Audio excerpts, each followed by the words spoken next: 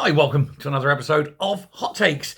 Now, quite literally hot takes, we're going to be talking about arson, specifically the three, allegedly at least, or thought to be three arson attacks against Keir Starmer and his houses and cars, etc.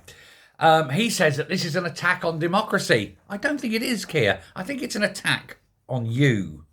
And of course, it's wrong. It shouldn't happen. I'm completely making that clear. I'm not jumping on any bandwagon. It is wrong. It shouldn't happen because innocent people can be injured, hurt. Other people's property can be damaged. This is quite a dangerous thing to do, and it should not happen. It's absolutely fine if you have a problem with Keir Starmer. You're angry with him. You loathe him. You think he's a despicable, low-life, crawling thing. I do, and that's fine because I can say that here on YouTube. I'll just wait for the knock on the door, though, because I'm sure I'll get another one of them, because he doesn't like criticism, does old Keir. But nobody should be doing this, absolutely. Now, these attacks have happened, and the police have said that they have a man in custody. Who is this man? Well, I don't know. Nobody does. Nobody's talking. And that makes it very, very interesting indeed, don't you think? Now, we all know Coulter's law. The longer it takes the authorities to confirm the ethnicity of somebody who's a suspect or criminal, the less chance it is that they are white. This is well known. This is Coulter's law, after all. It's out there in the public domain. And we're sitting here now, and it's, nearly getting on for 36 hours since he's been arrested, this guy. What do we know about him? We don't know his name. We don't know who he is. We don't know where he's from. We don't know his ethnicity. And all of this just tells you exactly what you want to know. Now, after the Southport attacks, there was a vacuum. And into that vacuum poured speculation. It turns out a lot of that speculation, of course, was correct. But even when people were speculating and getting it correct, they ended up going to prison for that, saying exactly the truth. Prison for the truth. It's amazing, isn't it? Only in Keir Starmer's Britain will he be jailed for spouting the truth. But of course, that was because there was this vacuum of information, and nature abhors a vacuum. And so vacuums need to be filled, and they will be filled by commentators, by media types. We've already seen this, GB News, for example.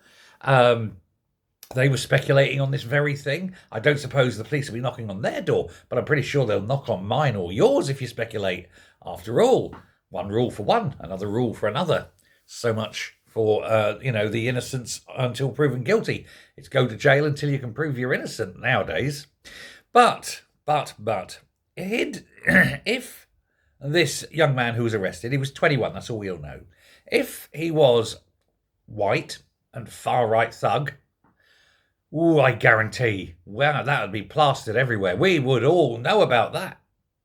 So you can guarantee from the delay in telling anyone anything that he is not a white far-right thug. Where is he from? Who does he, is he even British? Is he Asian? Is he black? Does he represent Russia? I mean, these are the sort of things we need to know. Don't tell us a crime is happening and then don't tell us the identity, or at least someone to look up, Oh, have you seen this man? What man? We're not going to tell you. How the hell are we working out this?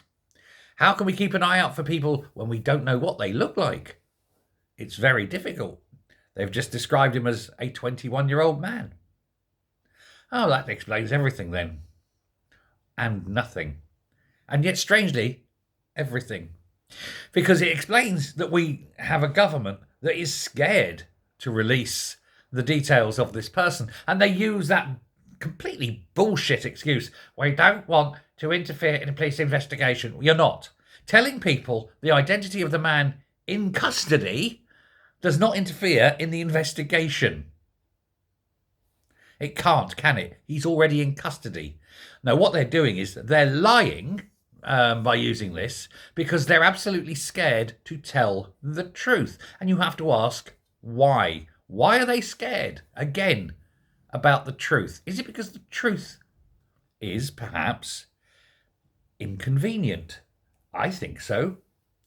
I think this is a very, very inconvenient truth for Starmer, coming so quickly after last year's Southport riots, where the vacuum of information led to arrests and things and led to trouble. Caused, I would say, directly by the government not telling people anything. Had they said straight away, oh, well, here's some details, it would have calmed it all down. But they didn't, and it didn't. So, again, why are they not saying? What is so inconvenient for it? Now, we all can speculate, of course. Speculation is fine. Don't make accusations, but you can speculate. Is he a young Asian man, just random? But that would be embarrassing because, immigration. Is he a foreign agent?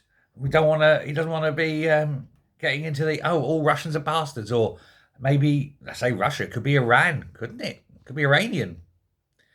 Therefore, that's problematic as well. But not for us. You're not going to Russia tomorrow, are you? Not going to Iran tomorrow, are you? Who knows? And if there are Russians and Iranians running around Britain, well, perhaps it should be that they have someone keeping an eye on them, even if it is only us. Who knows? No, this is deeply problematic for them. And we have to wonder how long it will be before the identity is confirmed.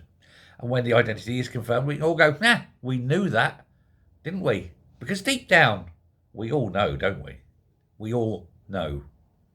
Now, I'm not going to say anything because that would be playing into Keir Starmer's hands, Oh, you're putting out false information. Well, actually, in that route, why isn't Keir Starmer in prison? It was him who showed us pictures of a little schoolboy who was a choir boy in Wales. But that wasn't the truth, was it? So they were guilty of putting out false information. Perhaps Keir Starmer and his cabinet should be in prison.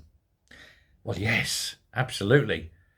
For many, many reasons. But for this, no. But, thankfully, as I say, nobody was hurt. And the matter hopefully now is at an end. Hopefully they have got the person.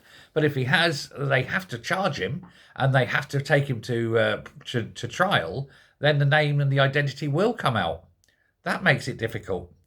The only other thing is that they say, this isn't the person, and they release him because otherwise it will be embarrassing. And it wouldn't be the first time guilty people have been released because of the optics of, we can't arrest him. For example, only an example.